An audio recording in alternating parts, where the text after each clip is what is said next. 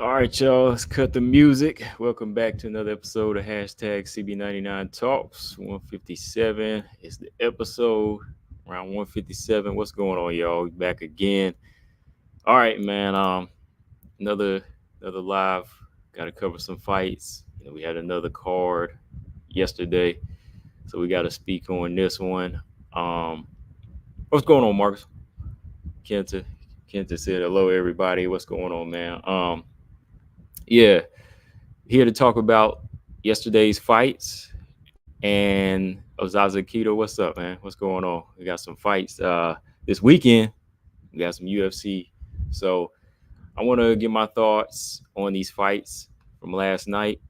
If y'all missed it, we had the flyweight tournament, PFL 4. And, I always talk about the matchmaking with this thing, but there's fighters I like in this tournament that I like to support. And for the most part, some of them feel the same way about the matchmaking and how things be playing out. So, they just got to go through with it. It's a paycheck, but at the same time, it's fights. It's fights for them. That's how they stay busy. That's how they, keep in shape and get better, right? And it's $1 million on the line. So I know for the most part, they ain't complaining, especially the ones that made it this far, right? You said I'm excited for the flyweight tournament playoffs. Yeah, we coming down to it now, man. We done weeded out the weaker fighters somewhat, somewhat.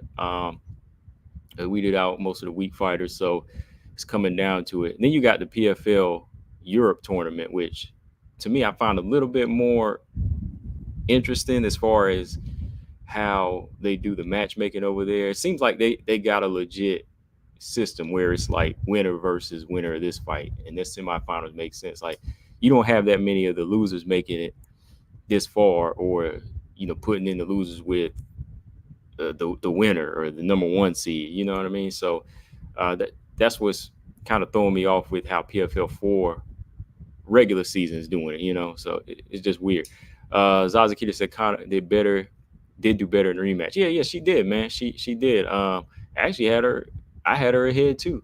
I had her ahead too. I watched the fight a couple of times, and I said, yeah, man, she was doing her thing, but definitely ain't counting out. Can't count out Liz Carmouche. Too much experience, man. Marcus said, yep, the prospects over there at PFL Europe. Yeah, they seem a little bit more, I don't know, man. They seem a little bit more spicy over there. Like they got some zing on their hits. Like they ain't playing. I'm talking about the girls that are just coming in too, like Chanel Dyer, the girl that just beat D Begley.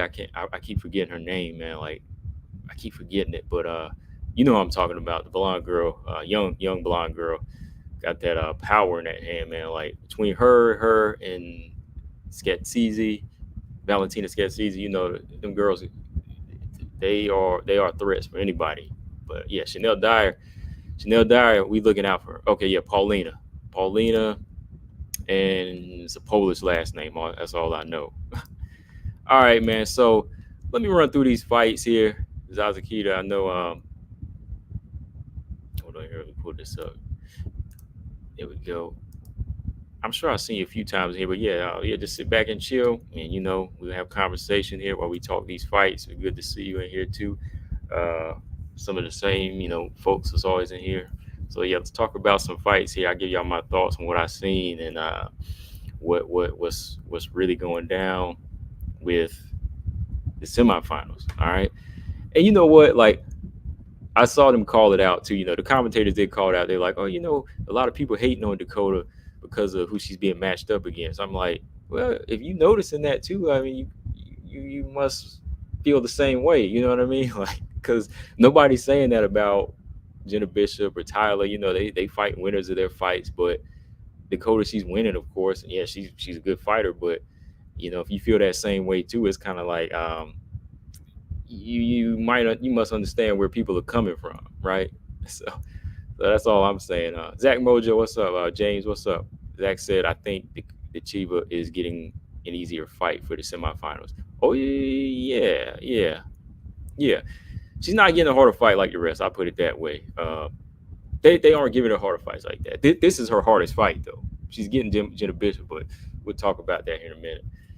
Santos looked all right. Yeah, Santos was in there with some good competition. That's the thing. Like, I kind of felt like Santos stretched it a little bit more for her experience, but that just showed you how dangerous Jenna Bishop was. Like, I don't know, like y'all, like when I kind of looked at the matchmaking on this one, I rock with Jenna Bishop. That not just because of that, but I feel like, man, like when I saw the matchup, I said Jenna might give her some problems, and she did, man. Yeah, Santos did struggle. She struggled with Jenna more than I feel like she would have with anybody aside from Dakota or Liz. Like Jenna, I've been telling people, like, this girl is scrappy. She's tough, man. Like she is. Like you gotta look at her jiu-jitsu background too. Her jiu-jitsu and grappling background is legit. So really, Santos, I'll get to it later, but I'm gonna say, Santos' strength really saved her in this fight. And I mean, y'all agree with me on that or not? Like Santos' physical strength, and of course her jiu-jitsu is what really saved her in this fight. Because had that been any other girl, had Santos been a little bit weaker, I think she would have got him. I think Bishop would have got it clearly. That's how I feel, though. I'm just saying that's how I feel. That's how I feel. Bishop, she's legit. All right. But let me look back at this list here. Let's pull up this PFL 4 chart. We're gonna go back down to the bottom here. The prelims fights, if y'all missed it, we had Sumiko Inaba take on Saray Orozco. this was a good fight. I'm glad Samiko Inaba has finally, gotten a, gotten in there, been able to compete now. This is her first fight in this regular season. Samiko Inaba, she got a split decision win over Saray Orozco. This fight here, first time I watched it, I thought Orozco won. Second time, I thought Inaba won. It was a close fight. Now, if you had Orozco winning this fight, I know some of y'all have said that when I posted a picture earlier, but if y'all had Orozco winning the fight, I definitely ain't mad at you because the steam and momentum started going in Orozco's direction throughout the fight. I like Inaba. She's an action-packed fighter. She's one of my favorite fighters in Bellator just to watch. She's an exciting fighter. Inaba's exciting like that. She'll go in there and let hands go, and that's what she did in the first round. First round of this fight, Inaba was letting her hands go, and I think that's where Orozco was just a little overwhelmed. She was eating a lot of shots, and then Inaba kind of slowed the pace down and started fighting in a clinch when Orozco wanted to get on the inside. So Inaba was fighting more on the inside with knees, body shots. Orozco was giving a little but taking more. So I think the first round was just kind of a wake-up call. But I give Orozco a lot of credit, though. I give her some credit because Orozco did make some adjustments. Like, this is what I was saying about Denise Gomes the other night, man. Like, you can see Orozco got better boxing fundamentals because when Inaba was just throwing shots, just coming running in, Orozco started throwing her left hook over Inaba's low defense. She just started throwing overhand rights and she started catching Inaba a little bit more throughout the fight. So looking at the second round, I would say Inaba definitely outlanded her with some shots, but maybe like the first 2-3 minutes. But then Orozco in the second round, the momentum went her way and she started landing more damaging shots. I thought she threw like more head kicks and body kicks. So I would have probably said, yeah, if you gave Orozco the second round, okay. So by then you would have had it tied up. But Orozco clearly won the third. I thought Inaba started slowing down. I think she just started too fast and, threw a lot of throwaway shots. So Orozco started kind of putting more pressure on her, meeting her halfway, and was throwing some nice body kicks, head kicks again. So good boxing fundamentals from Orozco. From what I've seen from both fighters, I don't think either one would beat somebody like Tyler right now or beat a Dakota based off of their striking abilities. Like, exciting wise, yeah, they get down, they scrappy. All right, they are scrappy like that, but there was a lot of holes in there even for Inaba. I think backing straight up, she was catching left hooks, got hit with some big shots in the third round. So yeah, this fight here was a close one. Nobody got robbed in it. It could have went either way. I saw, like I said, a lot of holes in the game, but at the same time, good adjustments on Roscoe's side. She kind of reminded me of Vita Arteaga a little bit, with that same type of aggression. Just not really much of a ground game, more of a, kickboxer in there. So we'll see, man. We'll see what happens from here. But yeah, Naba, she picked up a win. But to compete, I think, with some of these higher level fighters, I think she just got to clean up her defense and, slow it down a little bit, because even in Denise Kielholtz's fight, she was having some of that trouble. Zaza Keita said, not everyone is going to be elite. Just being a solid fighter is what most can aspire to be. Yeah. Not everybody's going to be elite. I think as long as you can find your place, some just have to be that. I agree with that. Some just, not everybody's going to have a belt, unless you in boxing, they just make up a belt for you. But having one belt in a division is the best way to weed out the weaker fighter, right? So Bishop is good. I believe in Bishop's skill set. I actually think she should be in the UFC right now, because Bishop has beat, I believe, one or two fighters that are in the UFC right now. So yeah. Who was the next fight on this card? Okay, here we go. So moving on here, next fight, we had Juliana Velasquez take on Lisa Malden. Juliana Velasquez got a second round stoppage over Lisa Malden. I honestly thought this should have been Velasquez's first fight. This should have been her first fight in the PFL tournament or regular season, whatever you want to call it. Juliana Velasquez, she needed this kind of confidence builder. Yeah, this was a beatdown, Zazaki. This should have been her first fight, though. Honestly, like, why y'all make Velasquez fight Liz Carmouche 3 times? Why y'all make her fight a third time, man? You know that wasn't fair.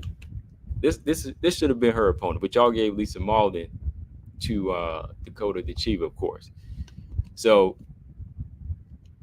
Velasquez, she's able to bounce back with a victory. I mean, for the most part, this is what Velasquez does against lesser competition. So, I think she looked pretty much the same as we have seen her. Now, had it been a better grappler, I don't think it would have been as easy.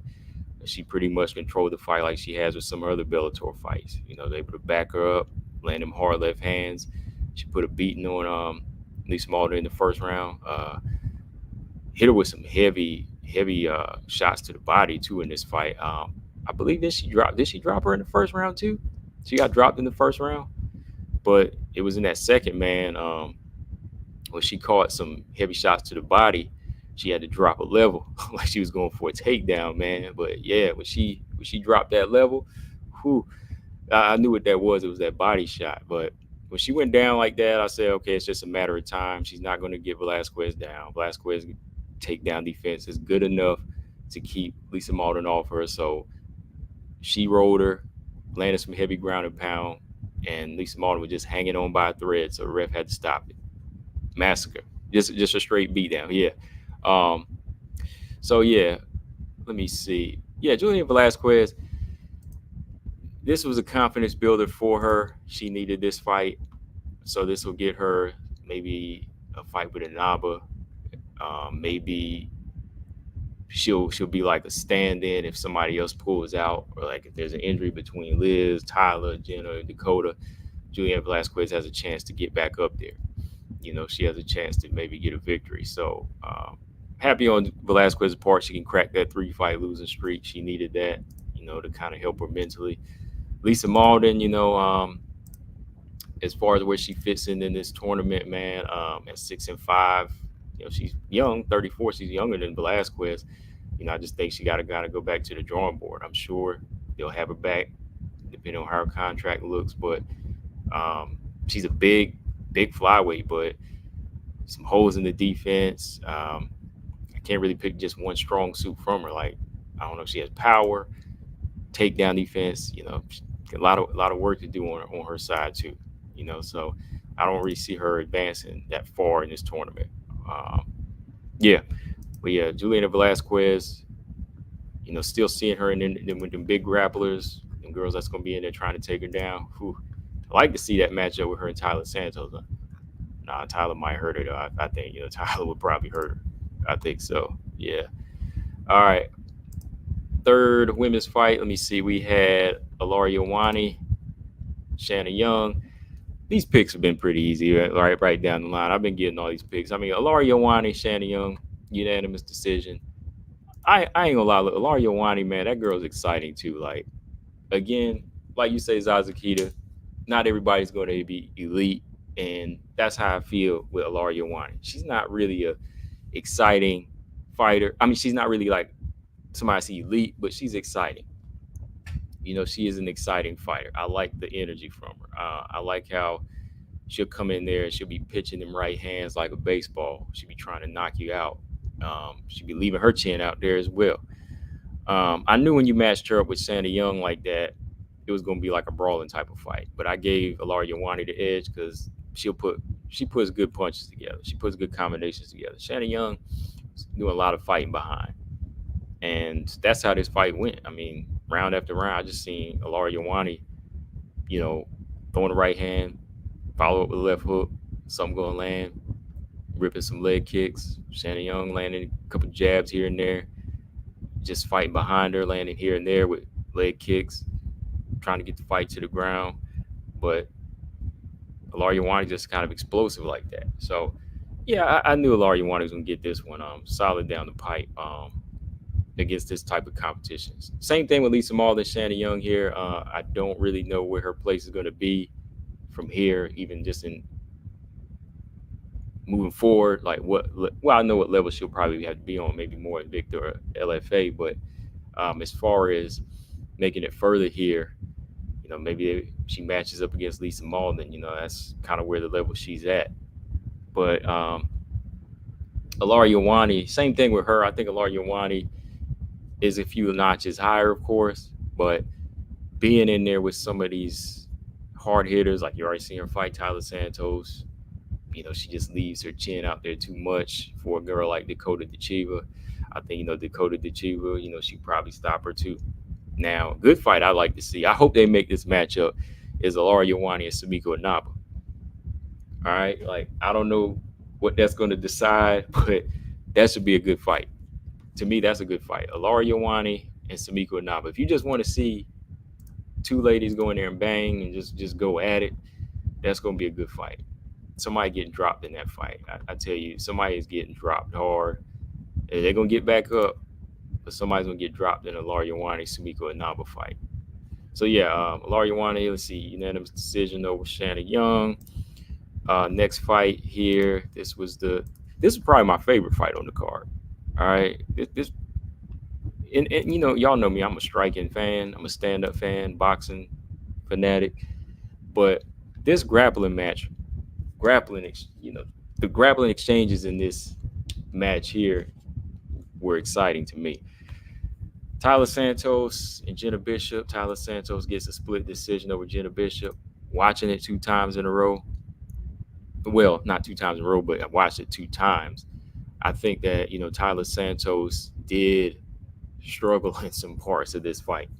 All right. Like when Jenna Bishop found her rhythm in this fight and Tyler Santos kind of lost a little bit of gas in the tank.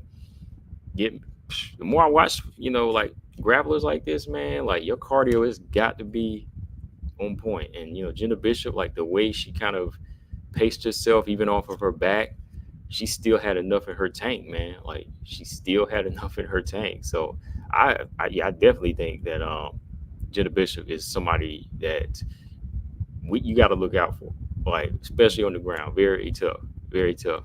Zama said high level, yeah, exciting, hardly. Who's high level? Who's high level? This Tyler Santos fight? Oh yeah, this was a good fight to me. I don't know what fight you were watching. This was a pretty good fight. Tyler Santos and Jenna Bishop. I mean, were you watching the fight? This was a good fight. There were some good exchanges in this and some good, just good shots landed too. So yeah, I mean, yeah, high level, exciting. Yeah, definitely. The first round, I thought Tyler Santos, of course, she did what she was going to do. She tried to push her pace with the power, land some shots, but Jenna Bishop, her striking, her balance, it's on point too. I thought she did well trying to fight off the back foot a little bit, but she knew that staying on the outside against Tyler was going to be trouble, so she tried to get in there, clinch up Tyler in that clinch, getting them under. I think it was Bishop trying to get those underhooks, but Tyler peeled her off the cage, got a good takedown, got some work in on the guard, but Jenna Bishop fighting off of her back, solid, solid, really, really not one of those fighters that's just trying to lay there. And that's what I'm telling people, like, you got to stay busy on the ground. And remind me of like Cynthia Calvillo, like when Cynthia Calvillo was grappling and, using her wrestling and she got fighters to the ground, like she would use ground and pound. She wouldn't just like lay on you and just sit there. That's why I don't know why Calvillo abandoned like her grappling roots, But Bishop was landing some good shots in this fight off her back, but Santos was landing better shots.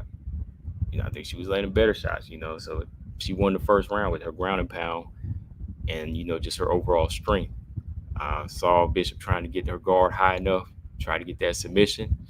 But again, the physical strength of Tyler Santos, it neutralizes that jiu-jitsu, kind of like how she did to Jillian Robertson. You got really good specialists like Jillian, but if you're physically strong and your jiu-jitsu is almost just as good, you can neutralize, right?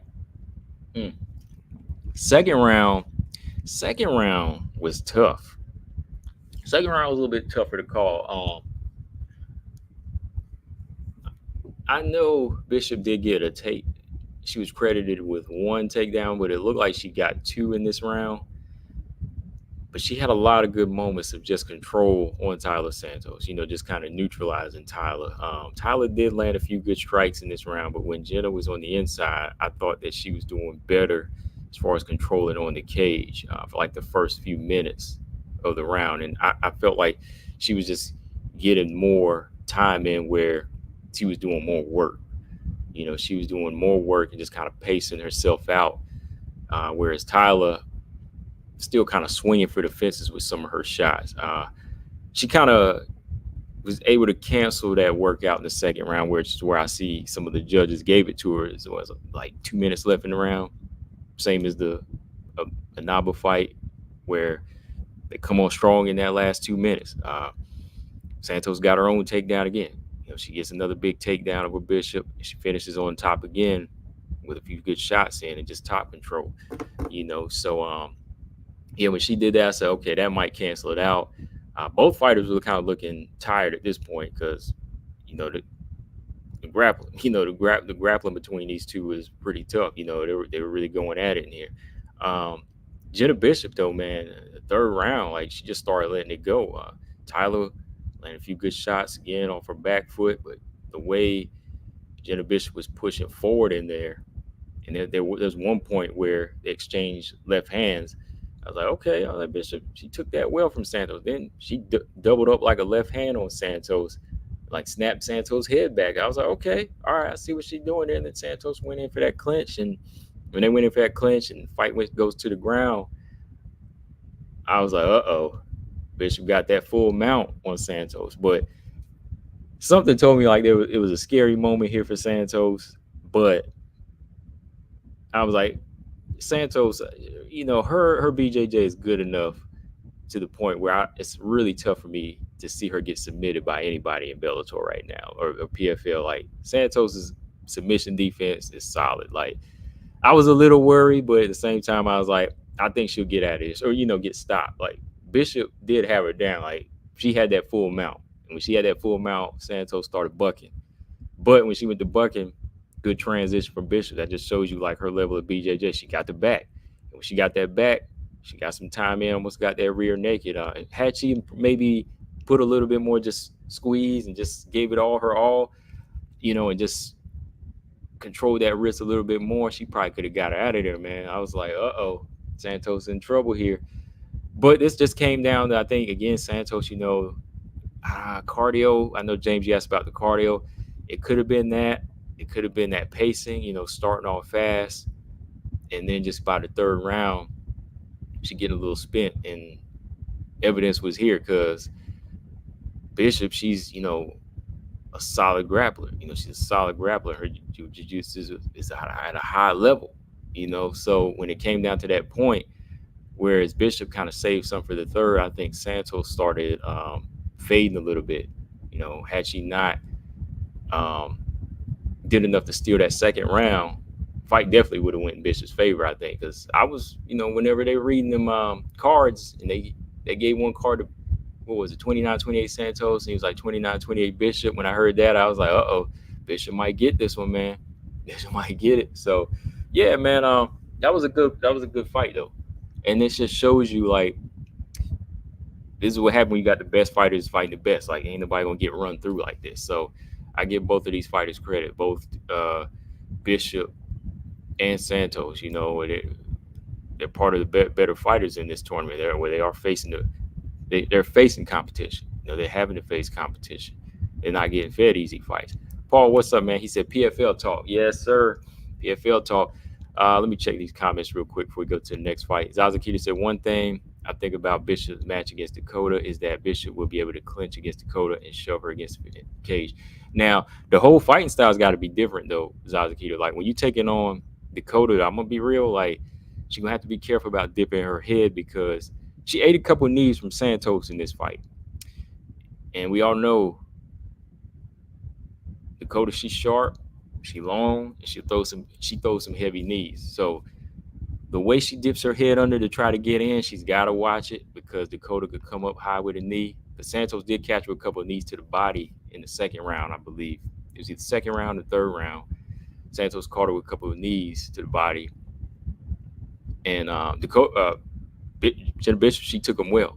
She took him well. She was still able to get into the clinch. But yeah, I think once she's able to find a way in and she gets her down, yeah, it could be easier then. But getting there is going to be the hard part. You know, that's what I think Jenna Bishop facing Dakota's going to have to work on. Like the whole takedown game is going to have to be different. See, she was fighting a fellow grappler here. Like, yeah, Tyler Santos got a Muay Thai background, but she doesn't really use it to the best of her ability. Like, she'll resort to clinching and grappling and just MMA striking. But for the most part, Tyler has power, but she's not going to sit down on it like a striker or a boxer. You know what I mean? Like, Bishop never really had to worry about power like that. But when Dakota fights her, honestly, the approach she takes when she storms in, she's going to have to watch it and be very careful because those knees will come up the middle and they could drop her. So a whole takedown plan has to be, it has to be developed when they take this fight with Dakota. It's not going to be someone you just shoot in and take, because you got to remember Dakota's big. Dakota, she's like 5'8". She's tall, long, and lean. So she's not going to be easy to just, run in and take down here, because again, Santos was up in there trying to grapple with her. So that gave her a chance to, get some takedowns. She can read the body language of Santos more in that grappling mode, whereas Dakota's going to be more positioned to lock in Jenna Bishop's head and land knees and turn her and get out, So, yeah, she just has to be careful in that type of fight. Dart said, who wins the rematch between Santos and Valentina? Well, if Santos picks up and does what she does in this type of fight where she's landing more ground and pound, it would still be another decision fight, I think. It'd be another close decision. It's really hard to say who, because Santos is, she's starting to get back into that mind frame now that she's got a home and she's able to fight on a regular. So Santos has a chance to win a rematch. She definitely does have a chance to win a rematch. And it depends on how much if Val is losing too off of taking on these tough fights with Grasso. You know what I mean? Dark Shadow said Carmouche finishes Bishop. Okay. Wow, y'all think wins? Who y'all think wins if Bishop was fighting Carmouche? Oh, okay. That's, you asked that question. Dark Shadow said Carmouche with finisher. Okay. Just reading some comments here. Zama said best knees in the game from Dakota. Best knees in PFL, I'll say that. Santos sits down, but she can't reach since she is so plotting. Okay. Queen Boricua, what's up? She said stylistically, Jenna actually has a better chance than Tyler in beating Dakota. And having said that, I firmly believe Dakota knocks her out in 2 rounds. Okay, I gotta go. Have a good stream and a good weekend, y'all. Same to you. Closer said Jenna better clinch for dear life against Dakota, or else she's getting ate up. She don't even need to clinch for dear life. She need to take the fight to the ground. She needs to have a good game plan and getting this fight to the ground. Paul said, let's not overthink it. Dakota beats Bishop. Tyler beats Liz. Then Dakota beats Tyler. Tyler beats Liz. Dakota beats Tyler. I don't know. I mean, that's kind of like the matchmaking they fixed up, but I don't see that. Liz beats Santos. Yeah, I can see Liz beating Santos too, man. Like after watching this fight last night against or again today in her fight against Kana Watanabe, there's something cool and calm and collected about Liz Carmouche, the way she's been fighting on this level. Like even when she's losing, like even at Deanna Bennett rematch she was in, she was behind at that point, but she still came back. Like I think Liz Carmouche is a little bit more composed, better at pacing now. So it's really getting harder as we starting to get down to these last few fights here to just say like Santos gonna go in there and like beat Liz. I don't know. It's a tough fight. Very, very tough. But yeah, moving on, y'all know Tyler Santos said she's matched up with Liz, and we got Jenna Bishop taking on Dakota. Yeah, like I said, this is probably one of the better fights because you can see what both fighters were up against here. There's a couple weaknesses here and there. and some strength. So yeah, they putting in the work, man. All right, moving to the main card. Liz Carmouche, she gets the opportunity to fight another rematch against Kana Watanabe. But this time around, man, Kana Watanabe was trying to get some get back, man. But Kana Watanabe, man, that IQ, man. And this is what I've been saying too, like about some of these wrestlers. Like wrestling is a very good base to have in MMA, of course. But I've noticed like with a lot of wrestlers who just go in there and just straight wrestle, they get really reckless. Like sometimes they get reckless against a striker, or they get reckless against like a jiu-jitsu practitioner, and what I've noticed about some wrestlers who want to get in the guard, they get so reckless, like they just want top control, but they get caught up in it, and they either get armbarred or they just get gassed and they get choked in the triangle. Fighting certain strikers, they just want to run straight in and they get caught, like she did in the first fight. And then she got caught in the third round and got hurt in this fight. So Kana has some good things like when it comes to her wrestling, but like her grappling needs work, man, and her striking defense needs work. This girl be running in taking shots. Yeah, Zazakita, this girl don't take punches well at all, man. Like she massive, and when you see her, you like, oh, this girl's a hoe. But you touch her chin, man, she start dancing for you.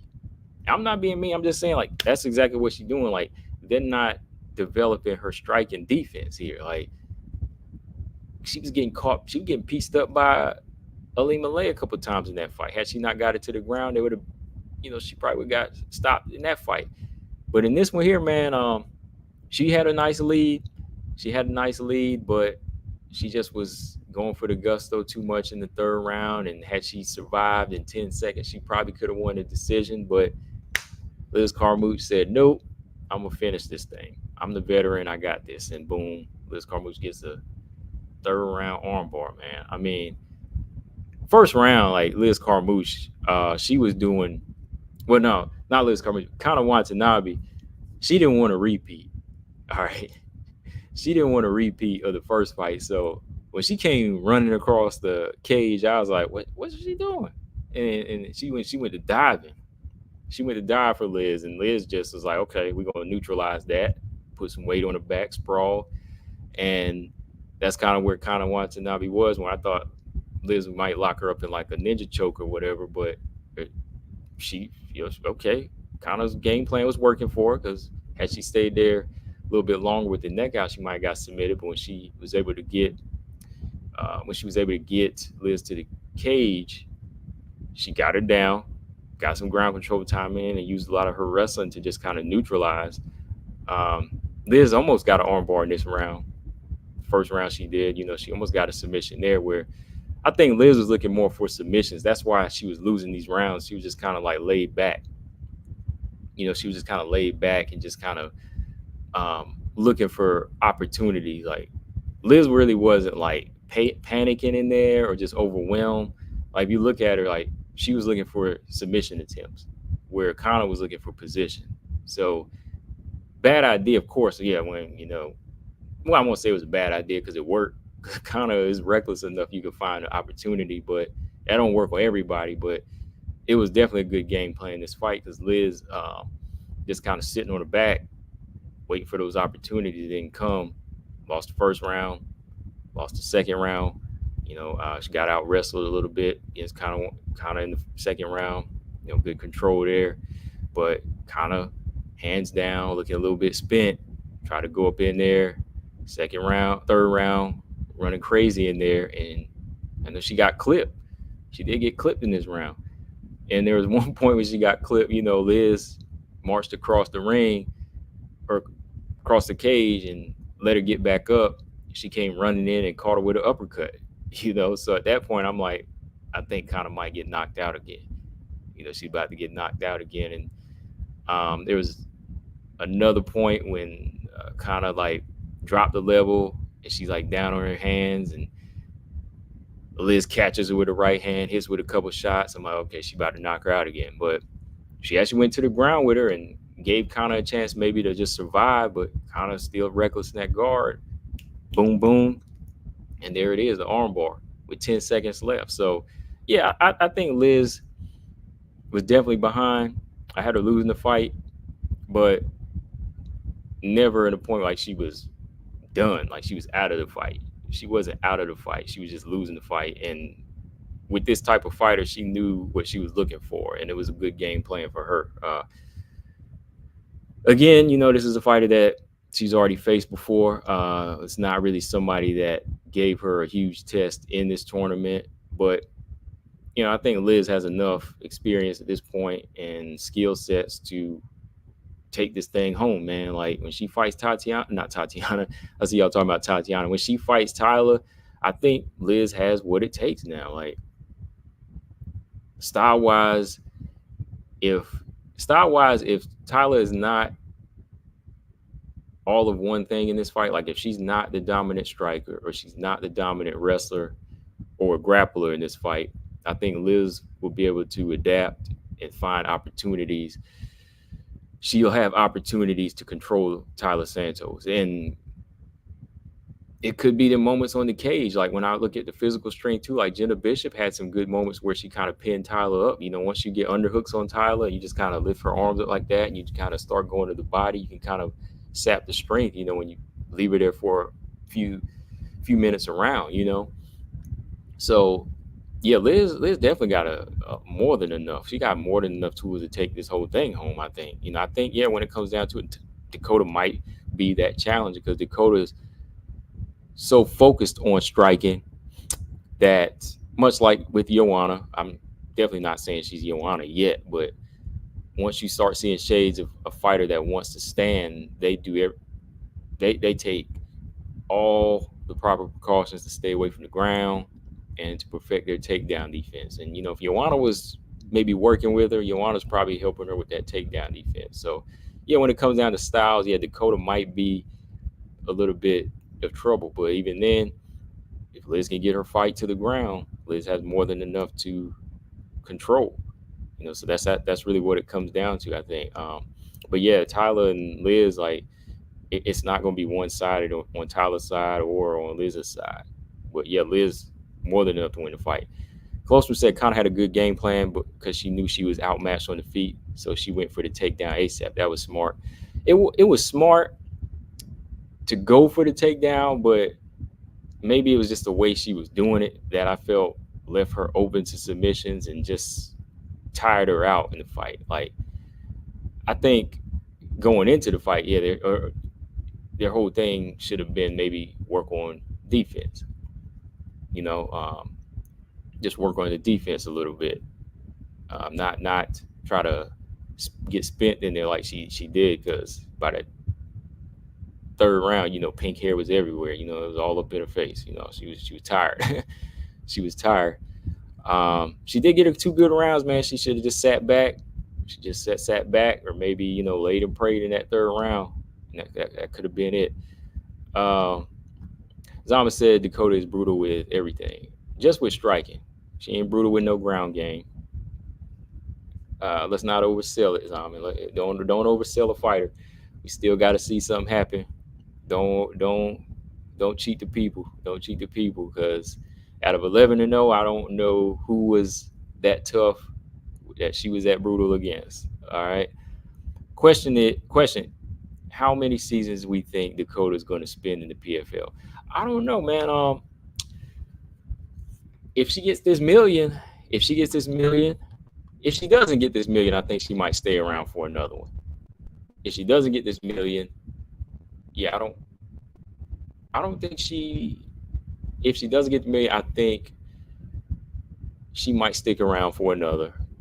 I think she might stick around and, rack up more wins over here. But if she does win and people continue to, kind of badger her for better competition, I think she probably will go to the UFC. I think she might go to the UFC. So maybe one more, I think maybe another one more, because she's got like 11 wins now, right? 11, 12 wins. So people aren't going to want to keep seeing you in the double digits until you fight better. Yeah, 12-0. People want to see competition at this point. So I think she might find her way to the UFC sooner than later. And if she's able to beat two veterans or one veteran in the UFC, yeah, I'm gonna be, I'll rock with her. Then I'll be sold on it, especially if she does it in dominant fashion. You know, so I'm saying I want to see Dakota dismantling Wei Lee. Of course you would, because she's small. She fighting all the small fighters. You don't even want to match her up with somebody big, right?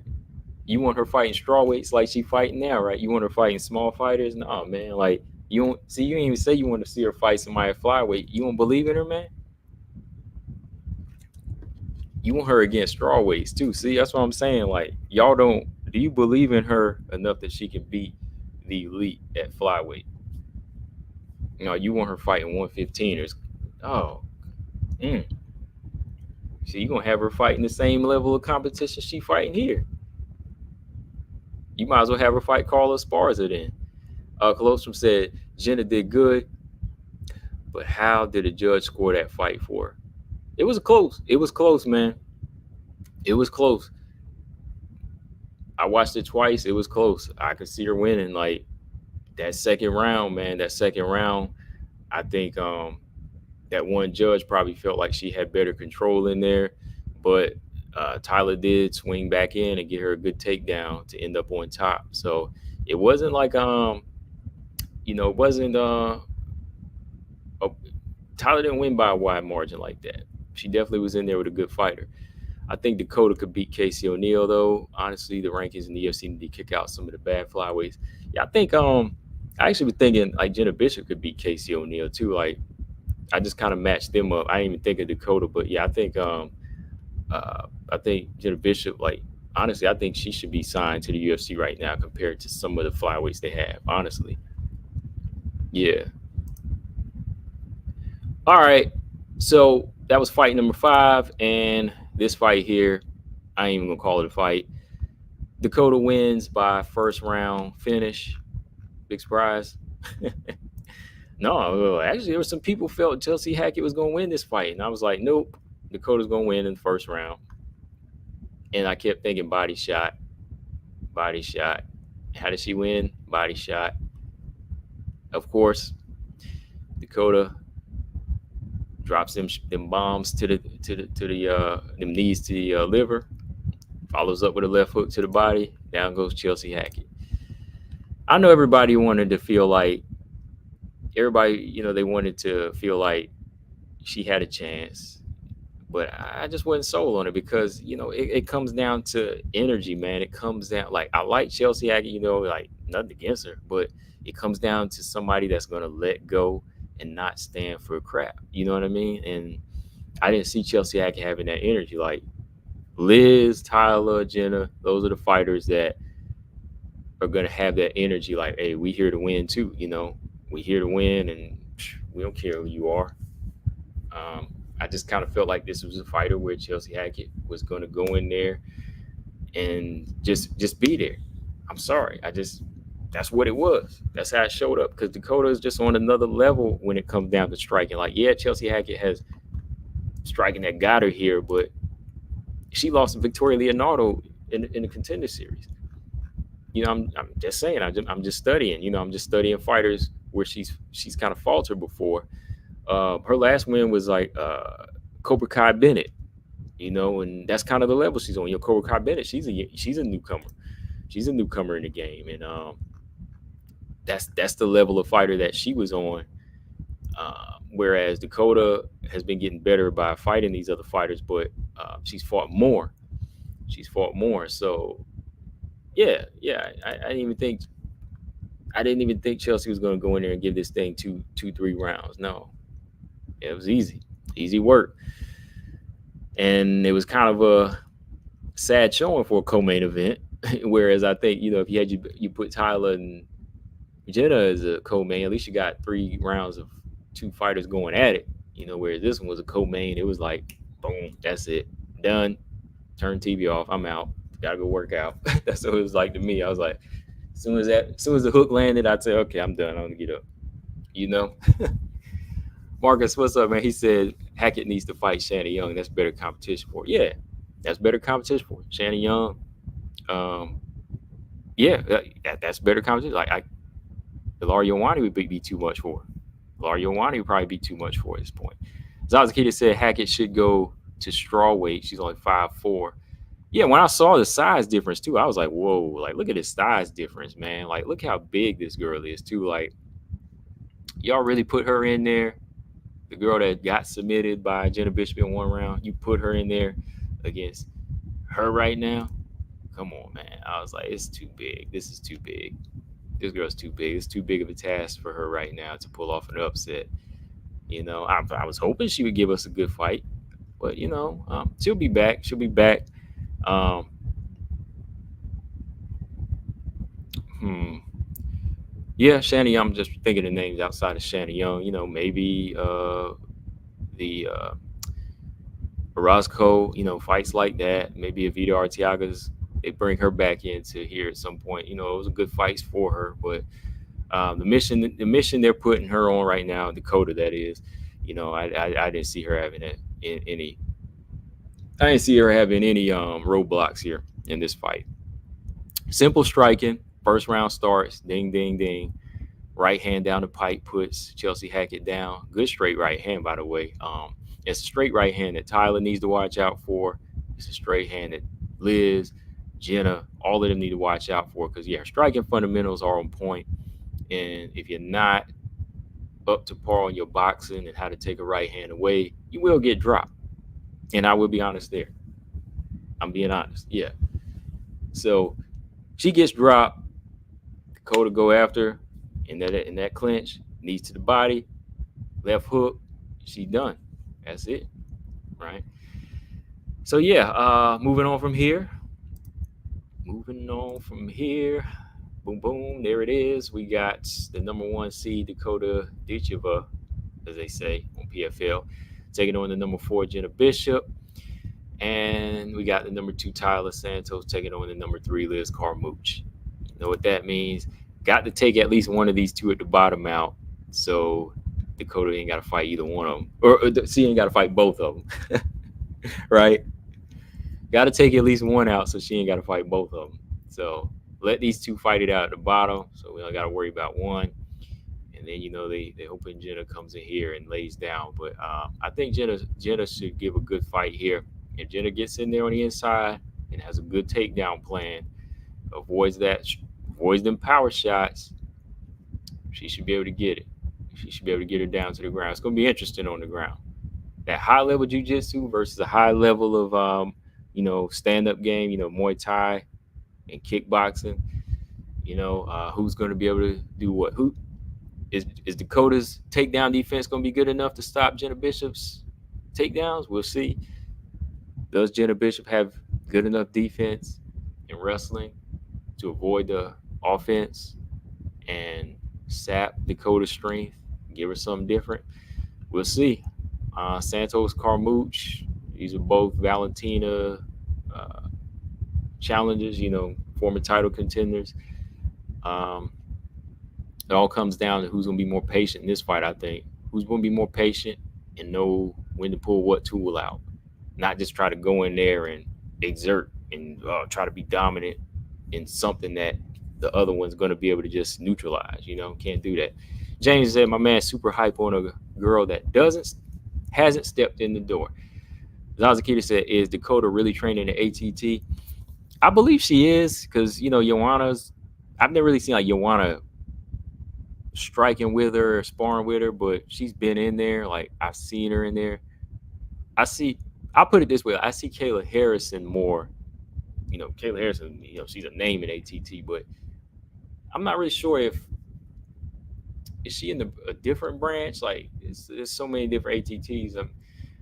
I'm thinking she is though, like 100%. Now I can't say 100%, but that's what some people tell me. Like, yeah, that's her home. That's where she trains. I have to double check on it, Zazakita. Let me see here.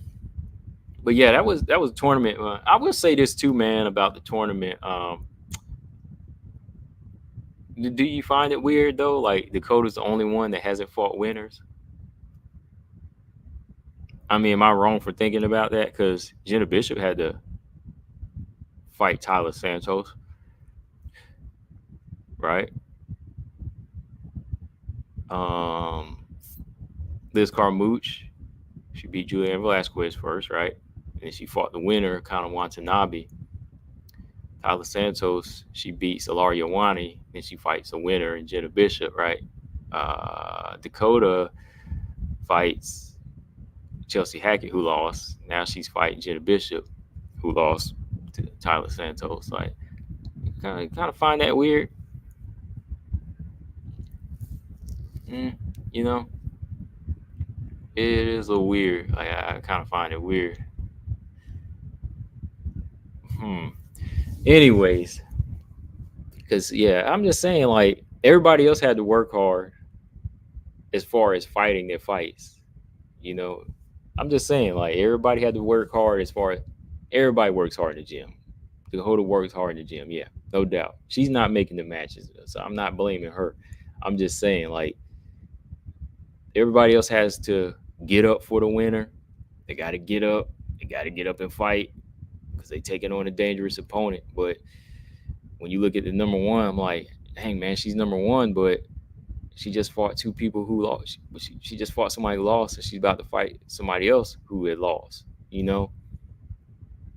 That's why it just makes you think. I'm like, and it all helps too because faster she wins and quicker she stays number one, right? Because I always forget, like, faster your finish is, that's higher number of points, right? 8 points, right? Yeah. So that's just what it is. The way they see their tournaments is kind of dumb, G Frame. That's what I'm saying. Zazakita said if she beats Bishop and then Santos Carmouche, I think it will be fine. James said Bishop lost and she's still in the final four. Yeah. Yep. Yeah, because she had 6 points.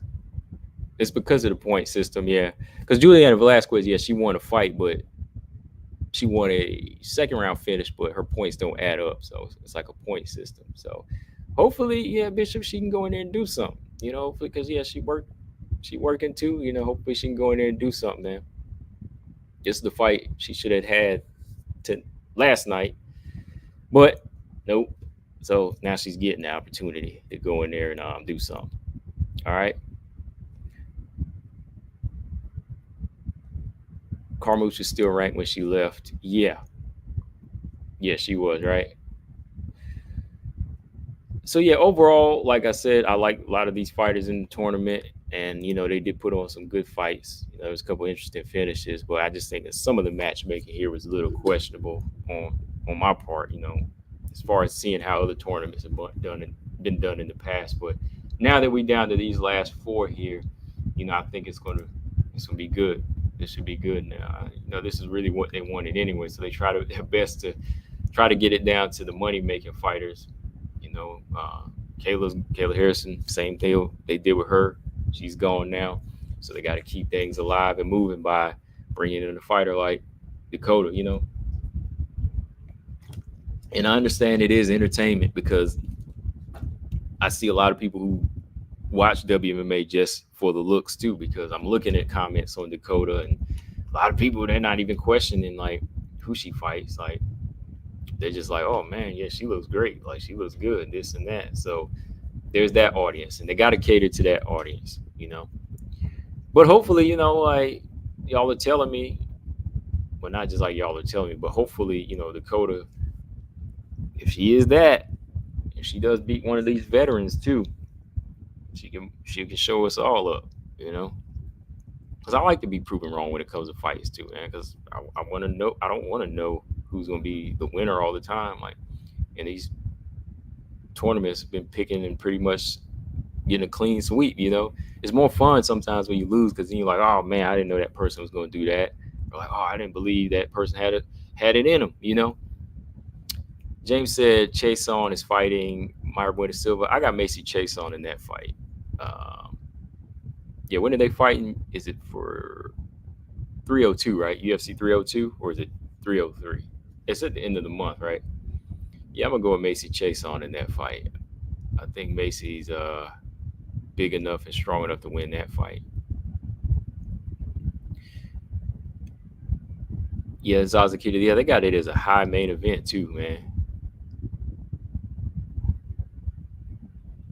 Oh yeah. Okay, yeah, it is three. Yeah, 303 has been changing up, right? 303 has been changing up big time now. Who's gonna be on 303? Brian Ortega and what's his name? Lopez. Um, is Anthony? What's his name? Anthony Smith. Yeah, Anthony Smith, right?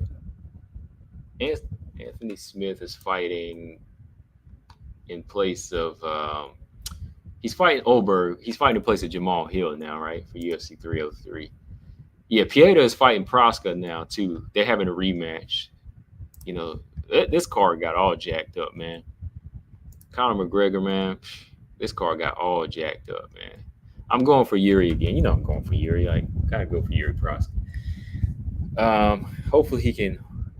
I don't know, man. Sometime that drunken master style ain't gonna work on power of Pieta, man. That you gotta watch it, man. You gotta be a little bit more calculated in a fight with Pieta. Yes, sir. Anyway, all the haters are praying for Dakota's takedown defense to be exposed because they know she beats their favorite fighter to a pulp. Does she? I don't know. I really don't know. Like, can she? We'll just never know, right? We'll never know as long as they keep fighting fighters that are on the losing end, right? We'll just never know until you win against one of these fighters here at the bottom. Then maybe we'll see something. Maybe we'll change our minds, right? G Frame said 303 is so much better now. Let me see. Yeah. Pieta Proska is a good fight, and Diego Lopez. Yeah, those are two good fights. You kind of taking out some of the oldness. Like I don't know. I'm not sure if Jamal Hill was ready to come straight back in yet. I know he wanted to. That fight just took a whole change. It was Jamal Hill and Khalil Roundtree, but then Khalil pulls out. Now Jamal Hill pulls out. Now it's just a totally different fight. Yeah, Anthony Smith is pretty high on this card too. So you got Myra Winter Silva, Macy Chase on. I think they're the only WMMA. No. You got Michelle Watterson and Jillian Robertson on this card too. Should be interesting. Should be some interesting matchmaking. Yeah, I think Dakota and Ortega is a little bit more interesting now than some of these other matches that are on here. And Ortega versus should be on the Sphere. Ortega Lopez should be on the Sphere card. Yeah, it should. That should be a fight they say for September. Honestly, hell, they might do a rematch.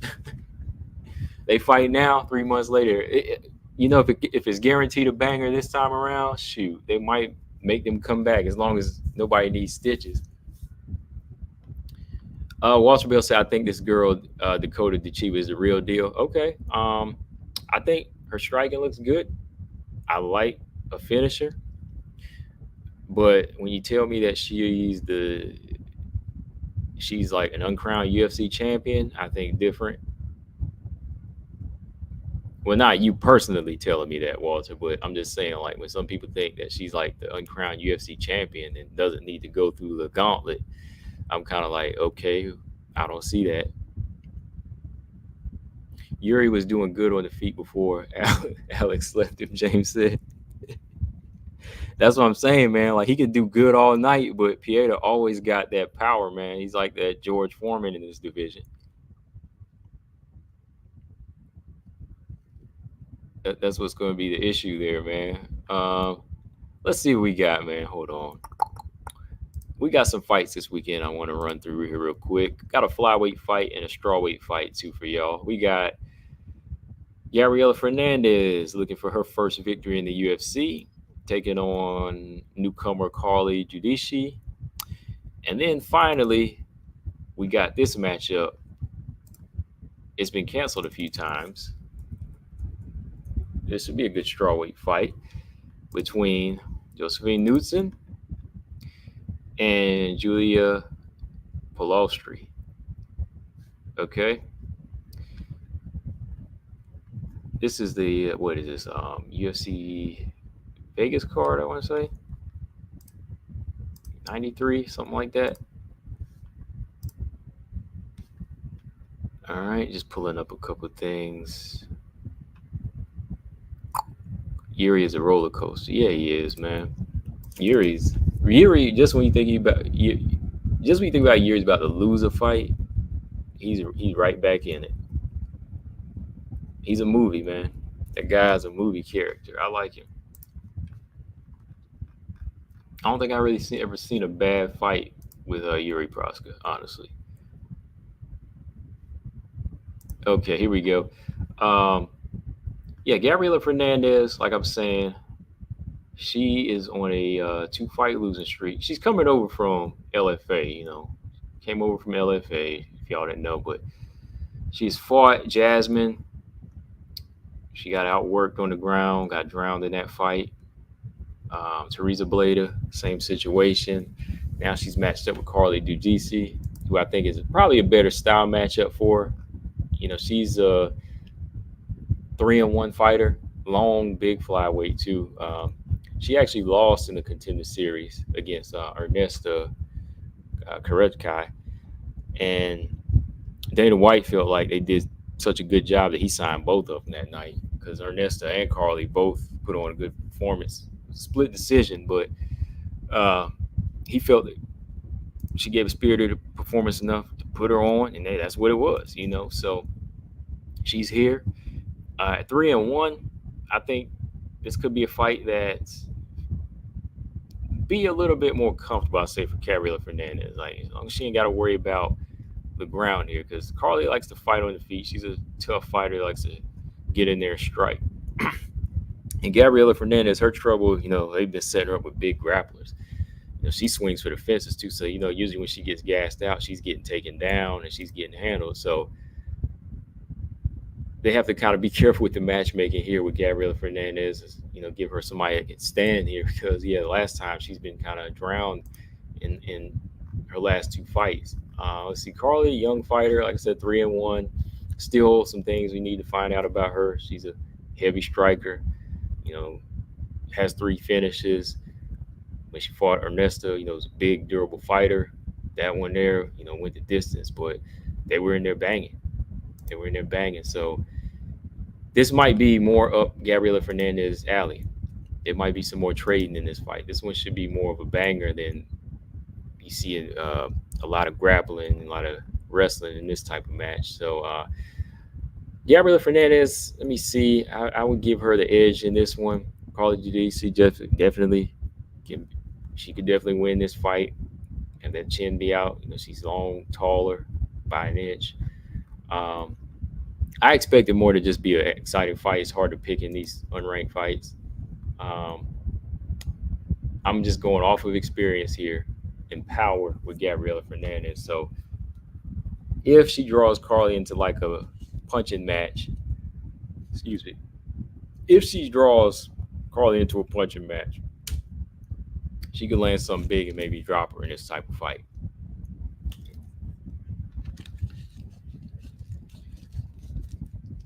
Let me see. Yeah, I think this one, again, it's not really going to be a decider on who's going to be like this big threat at flyweight at this point. Got a lot of good fighters at flyweight anyway, but it should be entertaining. It shouldn't be a boring moment in this fight. All right, but this one here I'm looking forward to between Pelostri and Knudsen.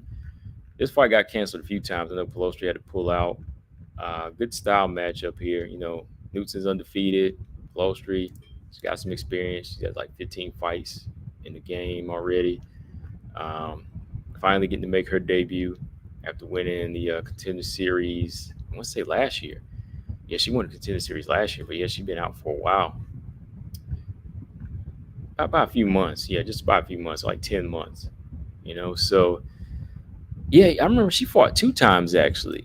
Julia Pelostri fought 2 times in the Contender Series. She lost against Jasmine. So yeah, she's fought between 115 and 125, but she definitely need to be at 115. Pelostri's small. Pelostri like 5'2", I want to say. She's a small girl, but she fought 125, I believe. She fought Jasmine, I want to say.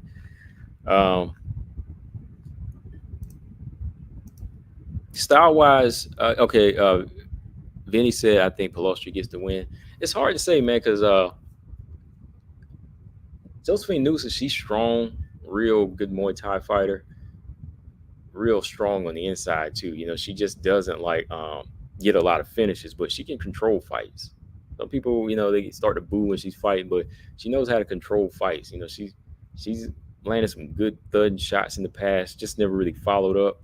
But Newton, she's physically strong too and has good takedown defense here. So I kind of favor Newton in this one, just because of her Muay Thai and good takedown defense here. Pelostri, I know she's faced bigger fighters in the past, and she has some decent boxing, good boxing. She's got some good finishes too, early in her career. So she has the experience, I think, but I kind of favor Newsom here. I think she has better control and IQ. I see a decision win in this fight for Newsom, honestly. Um, Oliveira said, I think Pelosi gets a W. How do you think she gets the? How do you think she wins, and how does she win, and why do you think she wins the fight? Just like to know. Walter Bell said, I love Santos, but I see Dakota taking her out. Combo. Ooh, anything is possible in this game, man. Anything is possible in this game, man. And if you do the math, like, of course, yeah, like when you do the math, like when you see those straight right hands from Dakota knocking people down, and if that's the thing, man, like Tyler's a very strong fighter, very good, very durable, but sometimes when it comes to defense, I think there's some bad choices they made. Like, take a lot of shots. Like, Jenna Bishop hit her with some good shots. And I'm already thinking, too, like, if Dakota hits Tyler with a couple good shots, there going to be some flash knockdowns. Okay? Aaron got some good shots off on him. So, style-wise, it could be a bad fight for it. That's why I keep thinking, like, Liz might be the one to take this fight. Honestly, like, I think Liz might be the one to get down at this point if she even beats Tyler, which she could. But taking her out, I mean, anything is possible. Because I think it was on BJ's channel. Like I said, I think Manon probably would have beat Tyler whenever if that fight was ever made. Honestly, yeah. I'm just saying. I think Tyler would have beat. I think Manon would beat Tyler at any point if they ever fought. Yep. Yeah, I do. Um, I just think there's certain choices that she's been making in there, and her chin's been leaving, just been right there on the line to be hit. Um, Definitely think Dakota has the speed advantage. Okay, I think she has a speed advantage, but if Tyler can get this fight to the ground, that's where it'll become more up to her speed. But pacing is going to be a big issue, man. Connor's a better grappler than Tyler, and they're the same size. So Liz will eventually outsmart Tyler. Yeah, that's the thing. Like, Tyler's very gifted, but sometimes she can be outsmarted. I think she can be outsmarted sometimes. I think, like her and Lemos, they're very gifted, and I think they have like abilities to become champion. But I think their problem is more in the IQ. I think their problem is more in IQ. Closer said Josephine's a good striker, but I haven't seen her ground game. I saw Julia Palostra get a submission on the contender series, so we'll see. Yeah, I saw that fight. That was her winning fight. Yeah. Good takedown defense from Josephine Newsom, though. She's got really good takedown defense, so really strong, too. So, yeah, these are the fights we got this weekend. Just only got 2 on the card. I'm thinking if I'm going to jump on the prelims and call them, but we'll see. Maybe not. I'll be watching, though. Something crazy got to happen for me to jump on with these two, man. Maybe it's somebody's teeth getting knocked out or it's a bloody action-packed fight. We'll see. But what else is going on, man? Zara Farron had a fight today for Aries FC. She got finished in 1 round. That was Aries FC came on earlier this afternoon. Um, got finished in the first round by, hold on one second. Got to cover some fights, right? Got to cover the fights. Zara, how you spell her name? Uh, there it is, Zara Ferrin dos Santos. She's 6-7 now. Yeah, I was watching Aries FC 22 today, and I caught this fight. It's on the prelims. Where is it? Okay, yeah. So Giselle Morera gets a first round rear naked choke over Zara Ferrin. And the fight, man, I was watching this afternoon. Zara, she looks very stiff, man. I know she's like 40 years old, but her opponent seemed to look a little bit more youthful than her. Like Giselle, I've seen her fight before. Um, 40 as well. Like, I mean, 43. There's another 43 because we had another, what's her name? The French fighter in the PFL Europe tournament. She's 43. So we still got a lot of, early 40s fighters lingering around here. But yeah, I've seen this girl fight before, a woman, and she still moves a little bit more like a youthful fighter. I mean, Zara just kind of stiff in there, man. Like, even leaving her hands down, like she got hit with some good punches. So I'm like, Zara, like, you ain't learn anything from the UFC fights. Keep them hands up, girl. Be a little bit more fluid, but just never know, man. Getting that old, maybe that's just not her MO anymore. But I mean, if you're losing on this level too, and you 6-7, whew, lose to somebody a little bit older at this point, you already 40. Whew, man, I don't know. Last time she got a victory was 7 years ago. Last time she got a victory was 7 years ago. She's done lost. Yeah, well, she's on Andrea Lee type of losing streak. Five fights in a row. So yeah, we'll see, man. We'll see where she goes moving on from here. Yeah, Aries FC came on this afternoon. Yeah, Zaman by somebody who's 43, man. Yeah, and she's 42, so it's like, whoa, dang. We'll see what happens from here, y'all. Ravioli, what's up? He said I'm late, but man, if Tyler got her striking right, she would be very hard to beat. Yeah, if she gets a little bit more like nimble on her feet and works her timing, she could be a problem.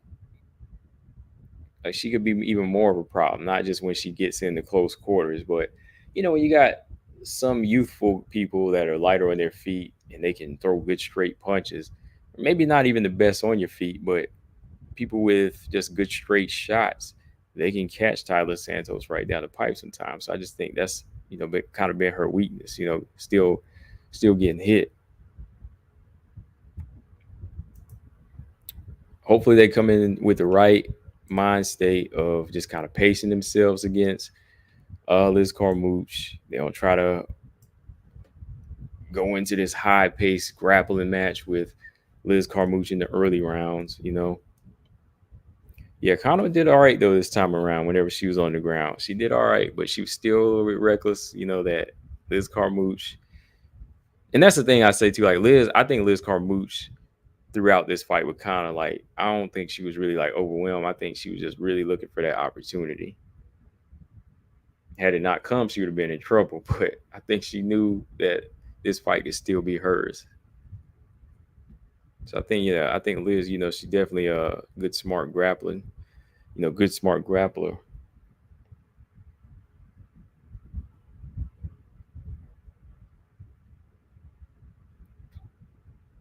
Close said, "Did you see my question?" Hold on. What was your question? Let me see. Let me go up a little bit. If you were with Mick, would you match Lucindo?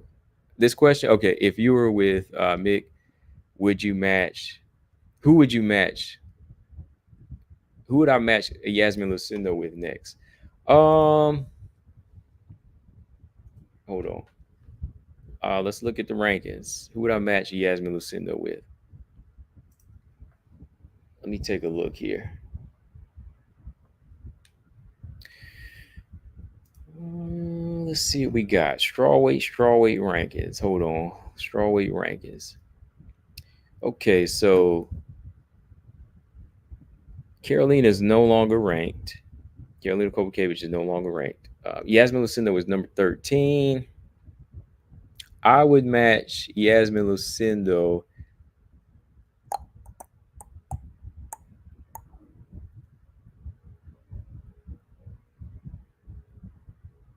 I would match Yasmin Lucindo with the loser of Loopy and Dern.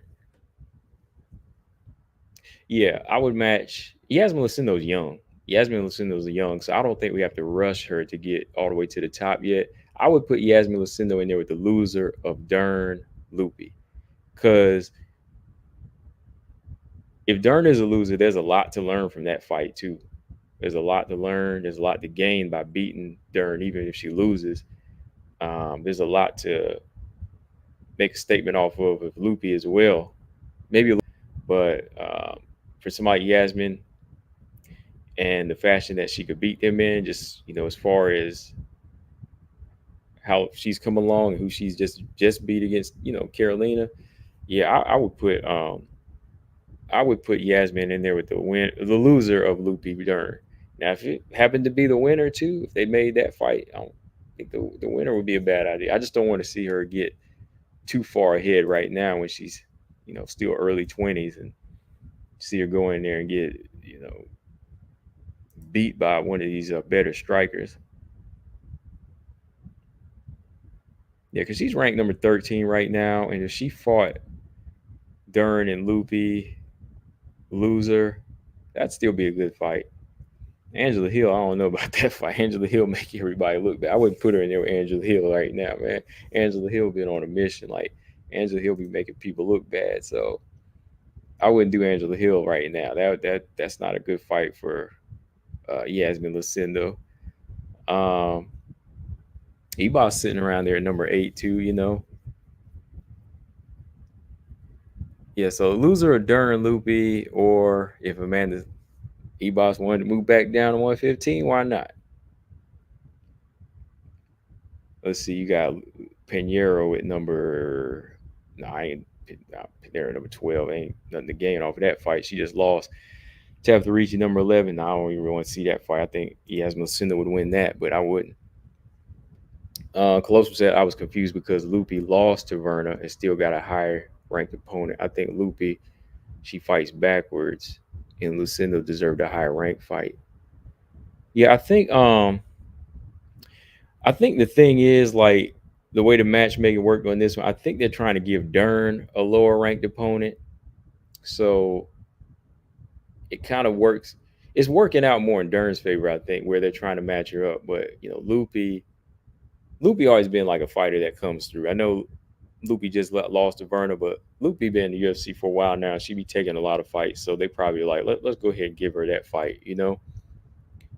So Dern needs a fight. Dern needs a fight down after her last couple fights. So they said, well, let's make it Loopy. We can't give her anybody that's going to be deadly, like some of these punchers, like Amanda Ebos probably be too crazy for right now. Shoot, I think Amanda Ebos might hurt. I think Amanda Ebos might hurt Dern if they fight again. I mean, she beat her pretty convincingly the first time, but Amanda Ebos, man, like, they're waking a monster in Amanda Ebos as of lately. So I think that's just what it is. And, she's young too, so they like Loopy's young, so let's put her in there. Why? Who would you match up Yasmin with Colostrum? Who would you match up Lucinda with at this point? Because I see Lucinda beating Ricci. I see her beating, what is her name? Pinheiro. Oh yeah. Lucinda could fight Marina, yeah. Because I did say that Marina needs to fight down as well. And now that she lost to Andrade, like, Marina, that would be a good fight. The thing is, I think if Lucinda win that, it would put her right in that pit of number 6.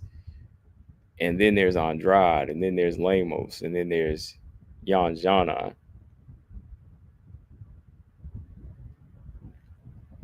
I think if she dominates like a Dern